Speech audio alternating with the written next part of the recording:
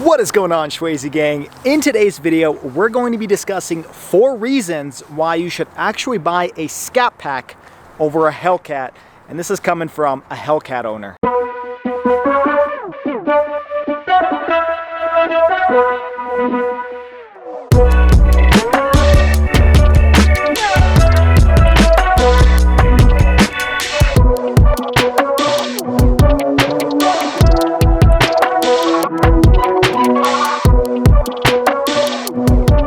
Alright, first and foremost, if you're watching this video on the day that it premiered, well, it is Christmas Eve. So I want to wish you and your families a very Merry Christmas. Hopefully you guys are enjoying some time off with your friends and or family. And if you guys don't celebrate Christmas, well then, happy holidays and Happy New Year in about 1 week from now. Anyways, let's get into the topic of today's video, where we're talking about 4 reasons why I think you should actually purchase a Scat Pack over a Hellcat. And this is coming from a person who has owned this Hellcat for a little over a year and 2 months. I purchased this car in October of 2020 and drove it back about 500 miles from Denver, Colorado to Salt Lake City, Utah. And if you guys are interested in that video, I'm going to throw it up on the screen right now. But rather than giving you guys like a 1-year update on my thoughts on this vehicle, I figured it'd be better to talk about the differences between the 2 cars, because I own the Scat Pack for about 2.5 years, and I've owned this vehicle for about a year and 2 months, so I feel like I have a really good idea between the 2 cars, and that is why I'm making today's video. So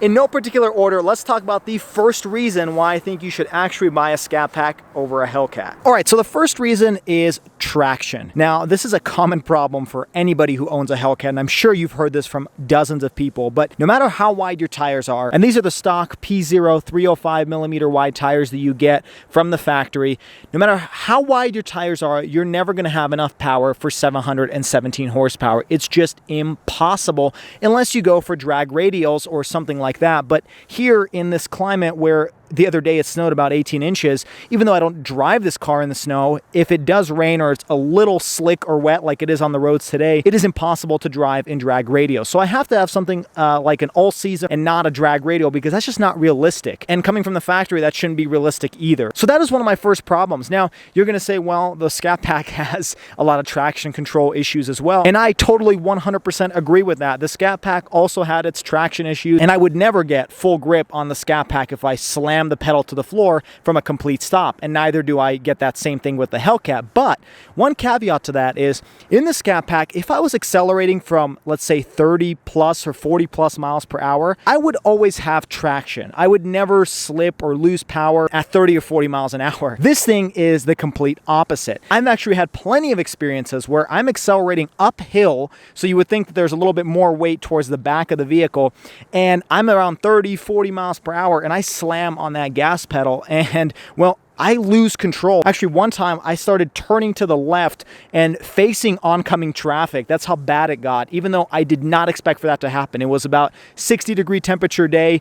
It was dry conditions, and for some reason at 30, 40 miles an hour, those rear tires really slipped, and well, I started losing traction. And that's something that I want to avoid in any scenario. That is not fun, because spinning is not winning, and it's also very dangerous. And I never had that type of experience with the Scat Pack. If I was accelerating up that same hill, which I took the Scat Pack on, at 30, 40 miles an hour, if I slam on the gas pedal, it's just going to gradually accelerate, whereas this thing immediately loses power. And I've done it plenty of times since then, and I still have the same issue. So the other thing to mention about traction is you're really not that quick, because you can never get that much power to the ground. So what happens is you get pulled up at stoplights by cars like an Audi S4, or maybe even like a C43 or a BMW 335, or something that's really not that quick but has all-wheel drive, maybe has a turbocharged or some sort of forced induction engine. And the fact is that car is probably going to beat you to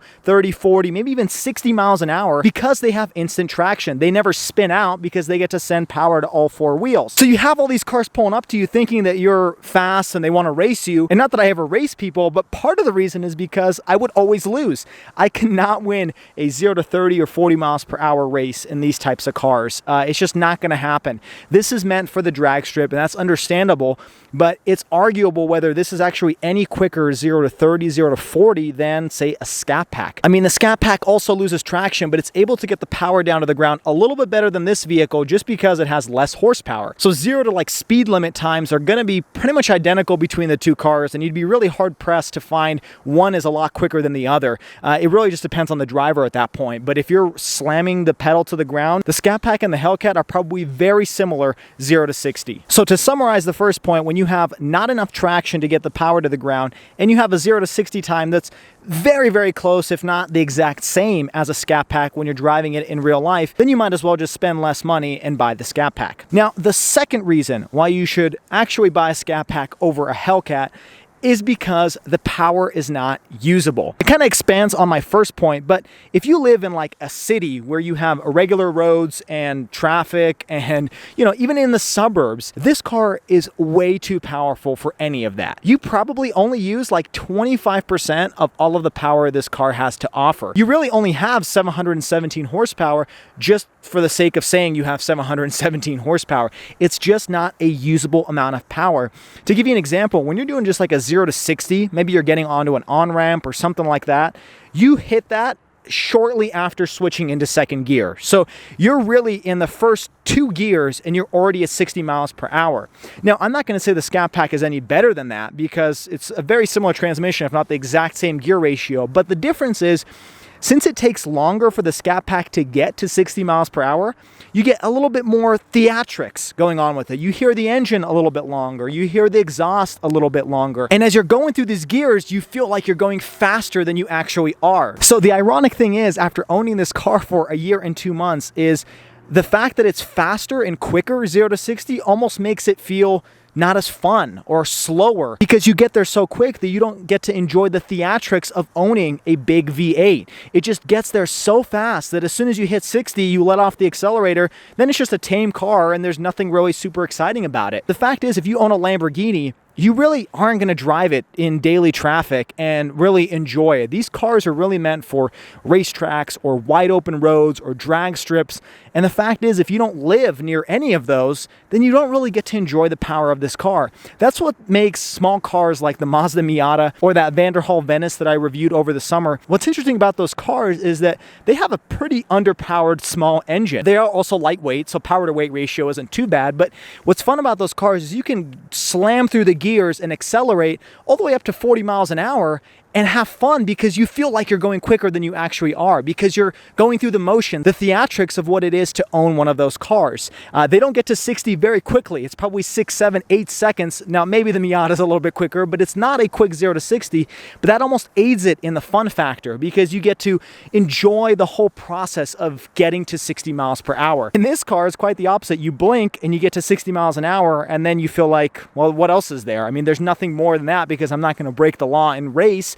I just want to have some fun while driving in city traffic or getting onto on-ramps. Now, I have a feeling this is going to be one of the hardest points for people to understand because they may not have ever driven a Hellcat or any high-performance vehicle. But coming from someone who's owned this car for over a year, it's just too much power. You need to have something that's actually got a decent amount of power that you can accelerate and have fun with it, but not so powerful that you get there so quickly that you can't enjoy the experience. The fact is, it is just too much power for regular roads. Now, the third reason why I think you should get a Scat Pack over a Hellcat is because of the price. And I'm not talking about the base MSRP or whatever you paid the dealer. I'm talking about the fact that this car is $80, $90, maybe even $100,000 depending on what trim you get. That makes it a little bit of a different type of car. And what I mean by that is, when I owned my Scat Pack, it was about $35,000 when I bought it slightly used. Now, in today's prices, that's not reasonable, but at $35,000, if something happens to it, you don't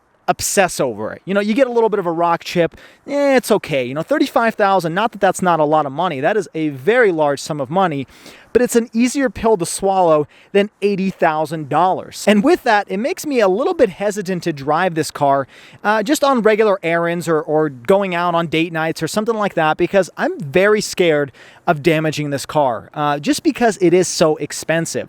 That's part of the reason why I got the entire front end covered in paint protection film, whereas the Scat Pack, I didn't really want to do that or care to do it because, well, it's only a $35,000 car. This thing is a lot more expensive, so I kind of just just want to put it in the garage and stare at it, which is the opposite of what you should do with this car. But the fact is, it is so expensive that I don't want to just drive it every day. I don't want to have the regular wear and tear that you would get driving this car. And that's evidenced by the fact that I only have about 5,600 miles over the 1 year and 2 months that I've owned it. And now is wintertime, as you can tell, and I'm going to drive it even less. I'm really worried about parking this somewhere and having somebody nick the door or a rock chip come out and hit the hood and scratch it. Like, I am constantly worried and concerned about damaging this vehicle. And even though there's insurance and obviously you can fix things, it's just something that I'm trying to avoid with this car, just because psychologically speaking, this car is $80,000 versus 35 grand for the Scat Pack. So that just goes to show that if you're someone like me,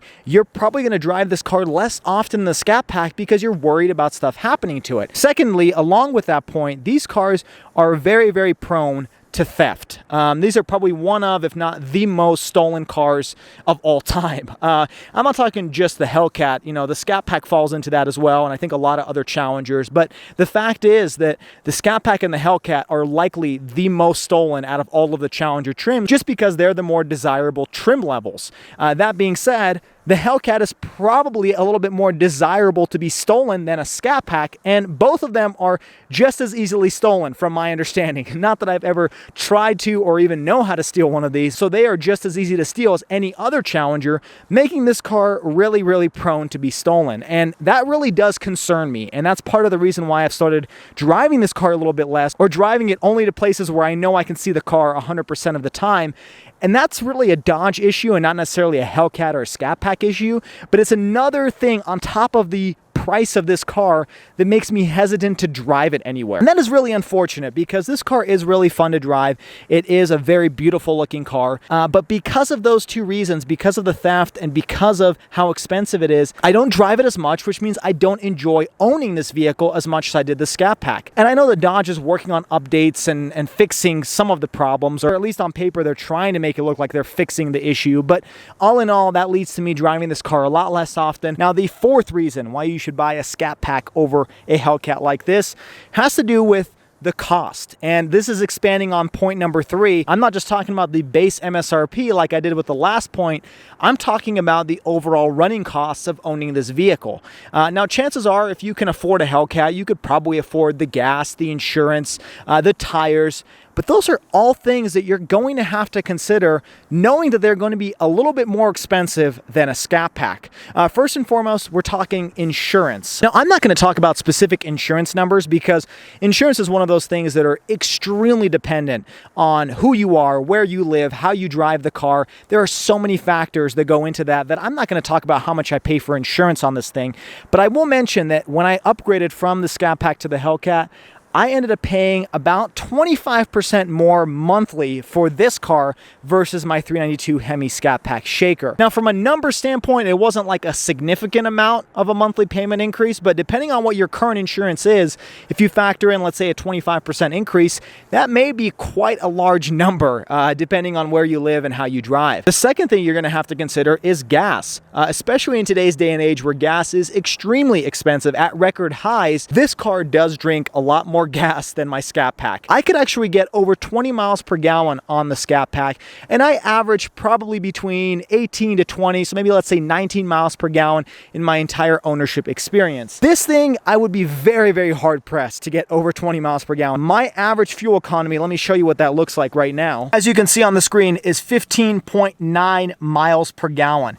Now, most of that has been driving in city traffic, not as much on the freeway, but some of that is freeway driving. So you can expect to get probably 4 to 5 miles per gallon worse on the Hellcat than you do on the Scat Pack. Chances are, if you're buying a Hellcat, you could probably afford the few extra miles per gallon that you need to refill this car, but it's still an added cost on top of the insurance. Furthermore, since this car is more powerful, you're likely going to go through tires a little bit quicker than on the Scat Pack. To give you a frame of reference, I had my Scat Pack for about 2.5 years. Now, the tires were pretty much brand new when I bought the car used, so I put about 15,000 miles on those tires. This car, on the other hand, has about 5,600 miles, and even though the tread indicator shows that the tires are okay, these tires do not get any traction. I am already at the point where I probably need to upgrade these tires, and they're likely going to cost me more than the Scat Pack because these are 305s, all 4 tires all around, versus the stock 245s you get on the Scat Pack if you don't get the wide body version. So when you combine the tires, the insurance, the gas, those are all added expenses you're going to have to factor in when you're upgrading from a Scat Pack to a Hellcat, let alone the increase in MSRP. Whether you're buying new or used, you're likely going to have to pay more for a Hellcat than a Scat Pack because it is a more expensive vehicle. So there you have it, boys and girls. This video is intended for those of you that may be in the market for either a Scat Pack and a Hellcat and have the money for both, or perhaps you're driving a Scat Pack right now and are considering upgrading to a Hellcat.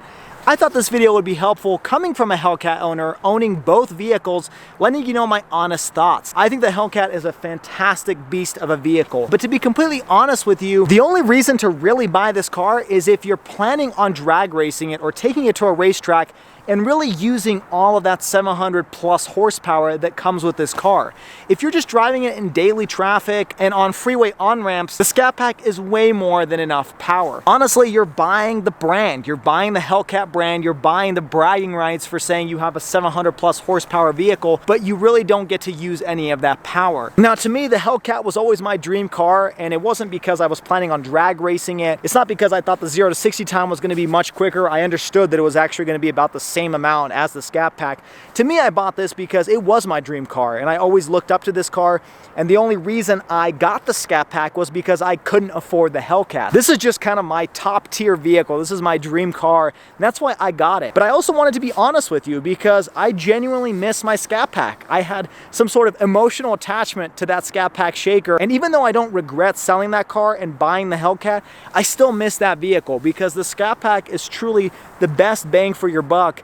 And this thing only does certain things better, but only things that you would use on giant empty runways or on drag strips. In real day-to-day life, the Scat Pack is going to be everything you need from an American muscle car. Well, I hope I addressed everything I wanted to in today's video, but if I forgot something, I'm going to leave it down in the description below so you guys can check out more things that you might want to consider when buying a Scat Pack or a Hellcat. I also made a video about a similar topic way back when I had my Scat Pack, talking about why you should consider buying a Scat Pack over a Hellcat, and I'll link that up on the screen right now because that has a little bit of a different take coming from a Scat Pack owner as to why you should buy a Scat Pack over a Hellcat. Well, if this is your first time stopping by, make sure you hit that like button if you enjoyed today's video. Also subscribe to my YouTube channel at Schwazy_, and find me on all of the social media platforms. I'll link them down in the description below. As always, stay Schwazy, stay healthy, and have a wonderful day.